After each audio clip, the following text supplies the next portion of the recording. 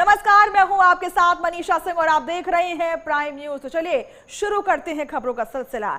आज हम बात करेंगे उन दो बड़ी खबरों की जिससे आपको सरोकार है और पूछेंगे हर वो सवाल जिसका जवाब जानना देश के लिए बेहद जरूरी हो जाता है। तो चलिए शुरू करते हैं खबरों का सिलसिला। सबसे पहले आपको उन खबरों से रूबरू करा देते हैं जिन पर हमारी इस बुलेटिन पर पैनी नजर रहने वाली है। पहली खबर, बद्रीनाथ धाम में करोड़ों श्रद्धालुओं की आस्था से जुड़े चढ़ावे में कथित गड़बड़ी की आरोपों ने बड़ा सवाल खड़ा कर दिया है। अब एसआईटी मंदिर के कैश रजिस्टर रिकॉर्ड और दान गिनती व्यवस्था की जांच कर रही है। दूसरी खबर, 69,000 शिक्षक भर्ती को लेकर के लखनऊ में एक बार फिर से अभ्यर्थियों का गुस्सा सड़कों पर दिखाई दे रहा है। आरक्षण नियमों के पालन और सुप्रीम कोर्ट के आदेश के मुताबिक नई चयन सूची जारी करने की मांग को लेकर के अभ्यर्थियों ने बेसिक शिक्षा निदेशालय का घेराव किया है। तो देखिए ये बड़ी जानकारी, बद्रीनाथ चढ़ावा और दूसरी तरफ लखनऊ में बड़ा प्रोटेस्ट। तमाम खबरों पर आज हम बात करने वाले हैं और सबसे पहले आपको हम बता दें कि आस्था के सबसे बड़े केंद्रों में शामिल उत्तराखंड के बद्रीनाथ धाम में चढ़ावे में कथित गड़बड़ी के आरोपों ने श्रद्धालुओं की भावनाओं को झकझोर करके रख दिया है।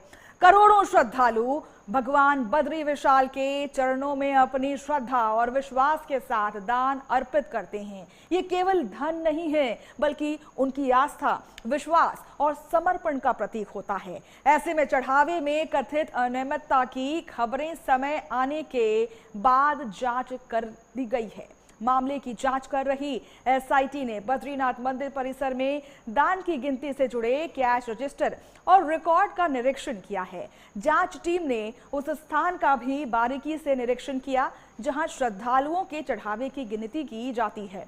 दूसरी ओर बद्री केदार मंदिर समिति के मुख्य कार्यधिकारी सोहन सिंह रांगड़ ने कुछ कहा है। क्या कहा है? उन्होंने कहा है कि एसआईटी को जांच में पूरा सहयोग दिया जा रहा है। उनके मुताबिक सीसीटीवी और डीवीआर रिकॉर्ड उपलब्ध कराने में किसी तरह की कोई गड़बड़ी नहीं हुई है और मंदिर समिति वर्षों से पूरी तरह पारदर्शिता के साथ काम करती आई है।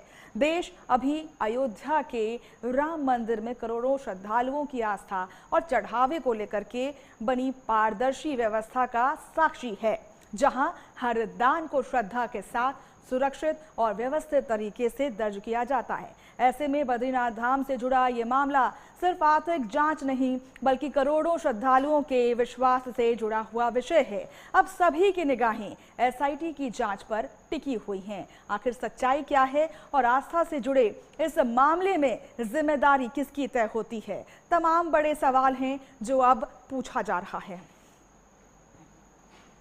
देखो, हमारी इसमें अपने एक डिपार्टमेंट की जो एक 4 सदस्य टीम भी बनी थी, उन्होंने भी जांच की है और उन्होंने भी उन बिंदुओं का पूर्व के जो हमारे जो गणना काउंटर्स थे, गणना थाली भेंट वाला था, उनके काउंटरों का उन्होंने भी उल्लेख किया है और वो जांच रिपोर्ट हमने माननीय अध्यक्ष जी को भी सौंप दी है और उसमें भी पाया गया है और जो भी अगर इन्वॉल्व होते हैं कोई भी, तो अगर तथ्य संज्ञान में आता है, हमारे आता है, पुलिस के आता है, छोड़ा किसी को नहीं जाएगा।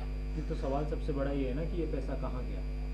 ये पैसा निरंतर जो है वो चुराया गया और भी लोग इसमें शामिल रहे, लेकिन ये मनी ट्रेल कहाँ गया, किसके कहने पे हो रहा था, आप लोगों के रहते हुए हो रहा था, बावजूद इसके तो सवाल तो समिति पे भी उठते हैं ना।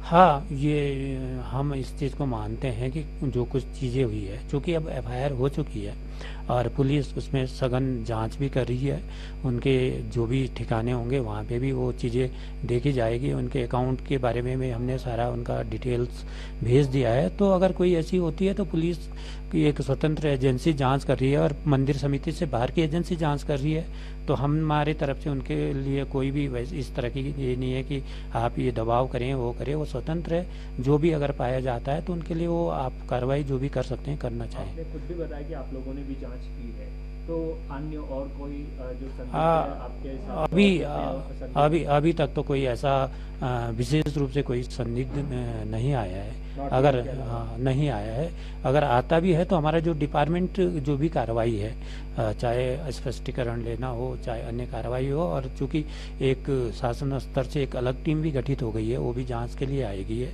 तो उनके संज्ञान में भी अगर कोई प्रकरण आते हैं तो 3 एजेंसियां इस समय जांच कर रही है, तो मुझे लगता है कि कोई बच नहीं पाएगा। आपने रिपोर्ट सौंप दी है एसआईटी को? हाँ, एसआईटी को नहीं, हमारी आंतरिक जो जांच थी माननीय अध्यक्ष जी को सौंपी है, और हो सकता है हम उसको जल्दी से जल्दी शासन को उपलब्ध करा दें।